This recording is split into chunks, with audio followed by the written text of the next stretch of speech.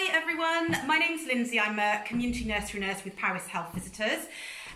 We are not delivering any face-to-face contacts at the moment apart from essential ones, so there's no group work going on. So because we were going to do a weaning party this morning, we thought we would use our social media site to deliver that via the internet for you. So I'm going to talk about introducing solid food to your baby's diet and hopefully give you some information if your baby's around that age that might be helpful. Okay, so firstly, the age that we recommend now introducing solid food to your baby's diet is 6 months. So that is advised by the World Health Organization. It's evidence-based and there's lots of research going on around that. So we now know that introducing food too soon can trigger allergies in our baby. It can cause them to be overweight. It can also be a choking hazard as well because they're not ready to push the food around their mouth. So waiting until your baby is around that age is really important. So if you feel like you want to introduce your baby to some solid food earlier than that, please contact your health visitor and they can offer you some advice. So signs that your baby might be ready for some solid food are that they're sitting up, they've got some really good head control, they're managing to put objects and things up to their mouth, so they're developing that hand to mouth and eye coordination, and they might be very interested in what you're eating. So just being interested in what you're eating isn't a sign on its own because your baby is very interested in everything that you're doing. So just keep that in mind, that it's a cluster of signs that you might see. Okay, so thinking about what you might need and starting off. So if your baby is around the 6 months, it's worth thinking about how are you going to feed your baby, what do you need. So firstly, the equipment, if you're going to offer some spoon feeding, then you need a shallow spoon and a bowl, whatever you want to use. You might want to purchase a high chair. So when we're thinking of high chair, it's quite important to have thinking of safety. So a nice stable high chair, one with a 5-point harness, so it goes over the shoulders, around the waist and up between the middle. Some people sit the baby on their lap, which is fine too. Just keeping safety in mind, if you do want to use a bumbo, please do not put it on a table. It's very important that you don't put babies up on tables. There's a big risk of injury from falls. So put it on the floor. Try and avoid the baby chairs where they're laid back too much. We want our babies sitting up so they're not going to choke. If you are thinking of a high chair, maybe choose one that you can sanitize well, so you can wipe down, and maybe even one you can push into the table so that your baby can be included in meal times as they grow. So starting off, you might think, right, morning's a better time, afternoon, evening, it doesn't really matter. So a time of day where things are quiet and you can give your attention to your baby and it can be a nice experience for them. So to start with, you might choose to offer them finely mashed pureed food. A lot of people start with that. Some people choose baby-led weaning, which is a theory that you're just offering foods that you're eating and you give your baby the food in their hand and they self-feed that way. We suggest and we recommend in public health to offer a combination of those two things. So some finger foods are really important for your baby to experience the textures and the flavours of food. It also helps them push the food around their mouth so they're moving their tongue, ready for speech. But also offering some spoon feeding too, just so that you know that they're getting some nutrition, because a lot of the time with finger foods a lot of it goes down their front, or they're dropping it, or they're smearing it around their face. So please expect some mess. It's all good fun, and it's quite important for baby to be able to explore the food with their hands and see the colours and the textures and the different flavours, and making it a sensory experience for them is really important. So first foods, you might think of fruit and veg, so maybe some mashed carrot, banana, pear is a good first food as well. From 6 months you can introduce things like ready break, which is a really good source of iron. You can introduce Weetabix, toast, meats, they're able to have meat, pulses, beans, things like that are all good sources of nutrition for them as first foods. So as they get a little bit older, so as you're heading towards the 7 to 8 month period, you might find that you're offering finger foods that are a little bit firmer. and as they get older again, so you're heading towards 1, they're going to be having things like breadsticks and things like that, and pasta, and they can hold that themselves as they get a bit bigger. So, you know, don't be afraid to move them on to the next stage. It's quite important that they do experience the next stages as you move forward. If you are worried about choking, I will post a video, a link onto the St John's ambulance, do some really good YouTube clips, one of choking baby and how to manage that, and also baby CPR, so I'll put that on for you too, because those are all good skills to have. Okay, so foods to avoid. You need to be avoiding honey for your baby until they're 1. It can contain a bacteria called botulism, so we don't want to introduce that too soon, so waiting until they're 1. Also trying to avoid whole nuts as well, because obviously there's a choking risk. If you have no allergies in the family and you've eaten nuts when you were pregnant, then it's fine to introduce smooth peanut butter and nut products, but it's just avoiding the whole nuts because of the risk of choking. So that's also thinking about salt and sugar as well. So introducing, your baby does not need any additional sugar, and it's really important that you become quite aware of what sugars are in different foods, because they can be quite hidden and misguiding. So sugar is going to impact on their teeth.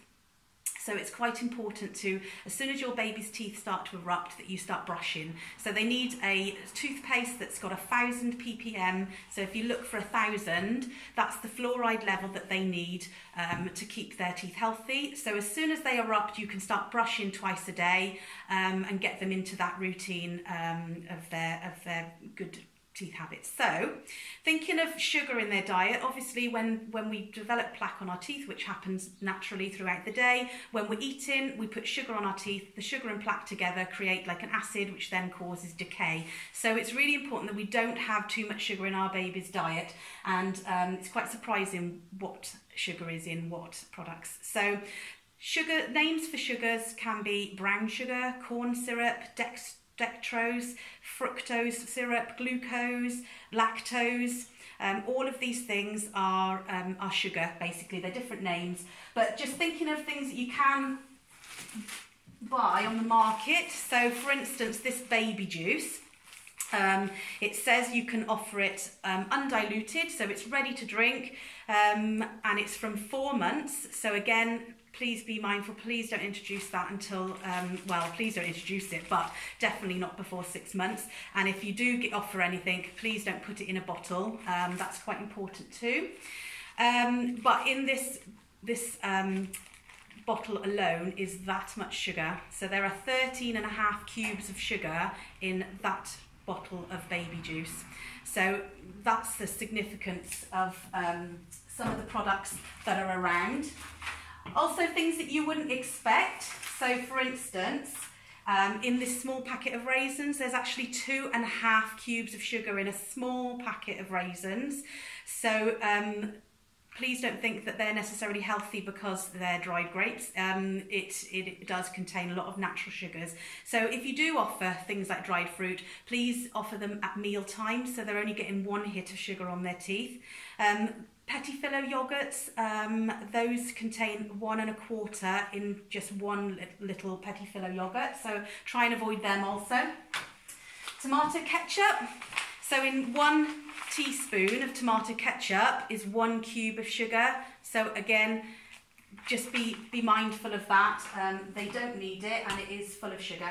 If, when you're thinking of your baby having lunchboxes later on, which feels like a long time away, if you maybe gave them a Capri Sun in their lunchbox every day for a week, that would contain that much sugar over the course of the week. So sugar is not healthy for them. Obviously, it can lead to lots of health conditions like diabetes when they're older, and it's very bad for their teeth. So please try and avoid those. These smoothies, yes, okay, they contain the vitamins because you've got lots of fruit in there, but it also contains a lot of sugar as well. So it's better to give your child a portion of fruit as a whole rather than to blend it down and create all of that fructose, which is basically sugar. Okay, so Where are we moving on to? So just thinking of sterilising, once your baby's 6 months, you don't need to sterilise spoons and bowls of things, but you do, if you are formula feeding, please continue to sterilise your bottles right up until they finish using them. Thinking about getting rid of them by one is good. When we're thinking of their teeth as well, dummies obviously aren't great for their teeth as they get older, so around that age of 1 as well, between 1 and 15 months, thinking about getting rid of their dummy as well. Just having a good level of hygiene at home in the kitchen as well. Try not to have the cat on the work surface, and just sanitise down your worktops before you start preparing food.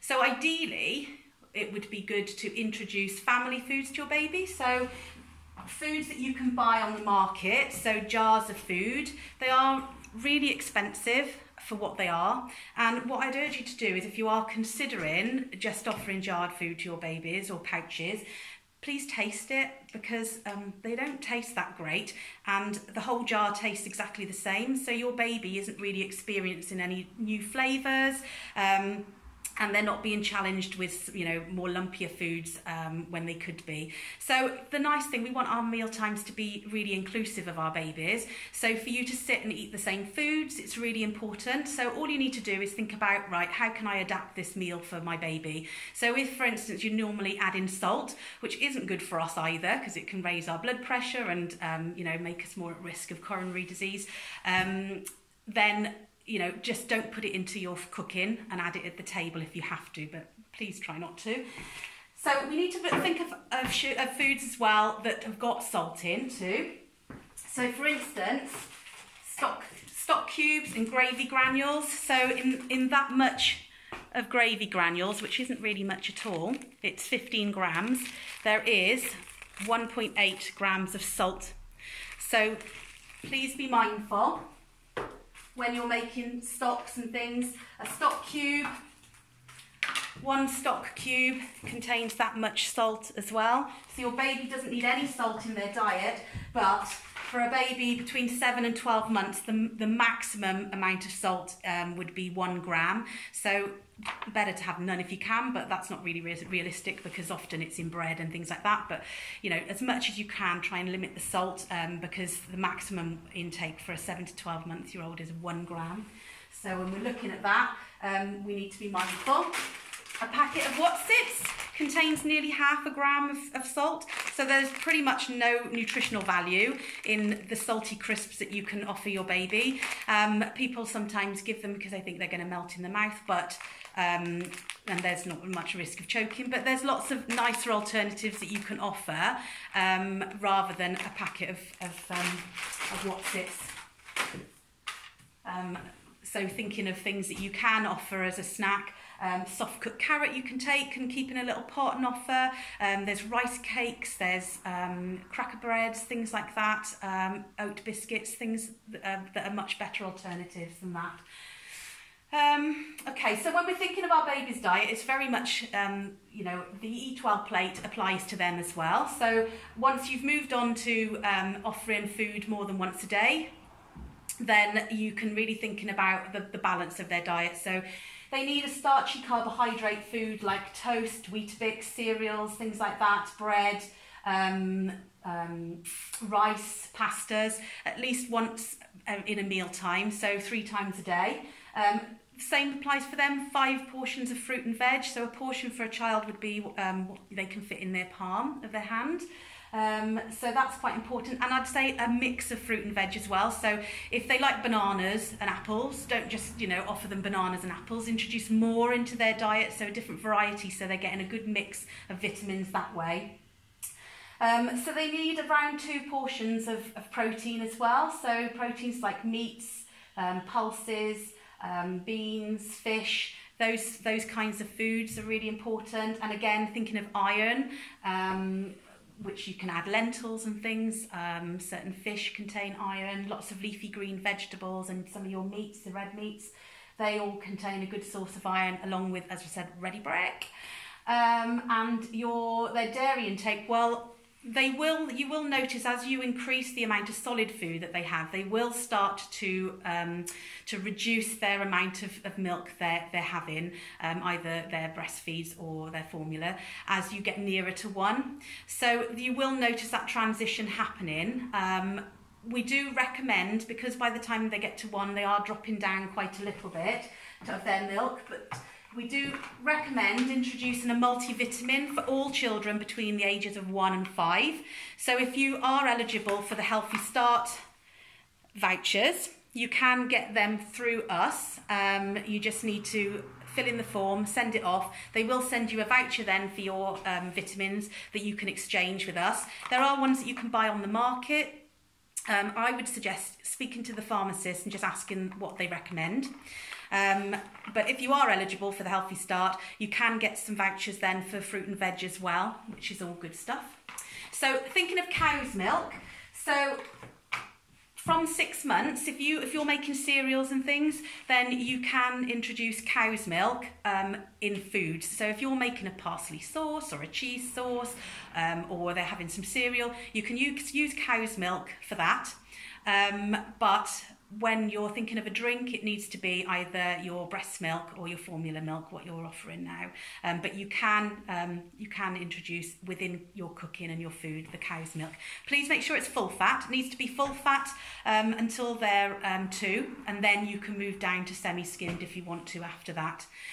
So a beaker is quite good to introduce from, I would say, 5 to 6 months. So until they're 6 months, you need to boil the water and leave it to cool before you give it to them, and sterilise your beaker as well. Past 6 months, you can offer them water straight from the tap. That's absolutely fine, but definitely from 6 months, I would start introducing a beaker. So we suggest a free flow one, so one that literally, if you shake, it does come out, because what we want to do is encourage baby to sip rather than suck. So we're just introducing that sip into them. So the ones where they've got the teats, silicone teats on the top, and they've got the beakers there, they're not ideal because they're still sucking and we want them to sip. Okay, so I think we've pretty much covered everything that I can see. So what I would say is just thinking about, getting baby involved in meal times. Sit at the table as much as you can so that baby can model what you're doing. It can be a nice social occasion. Thinking about lots of textures and colours and flavours for your baby. And, if you're eating something, give your baby a little bit as long as it's appropriate. So from 6 months, as I say, they can eat pretty much anything. Just try and avoid the whole nuts and the honey. Just varying their meal times. Thinking about when you're out and about as well, so you're not tempted to grab something that's maybe high in sugar. Think before you go, okay, I'll take some little Tupperware tubs and put some food in there, just to make that easy. As your baby gets older, obviously, a good balanced diet is really important. It's a good opportunity for you to think about your own diet and how you can make it more healthy. But also, don't forget your baby needs exercise as well to keep well. So, giving them lots of opportunity to play and explore the environment around them when they're old enough to be toddling about. Get them outside, get them physically active, and trying to reduce the amount of time that they're static for. So try not to have the telly on all day. It can be quite a distraction and interfere with their their development with their language and their interaction and social skills. So make sure you've got lots of time without the telly on, and you're getting on the floor and you're playing with your baby, so they're having lots of physical stimulation as well. And so thinking about introducing solid food to your baby. If there's any questions, please feel free to add your question onto the bottom as a comment, and I will try and answer them throughout the day today. I will also put a link on for some foods that you might find. So the Every Child Wales website has got some really good information about weaning there, so in case I've missed anything that you wanted to know, but please ask questions. I'll also put on the link for the YouTube channel, the St John's CPR, baby CPR, and the choking baby. So I hope you're all keeping well. We are open to phone calls, so yes, we've scaled right back with our face-to-face, but please, if you need to talk to anybody, we are here. So please just ring the office number and somebody will chat to you then. So thank you very much and take care. Bye.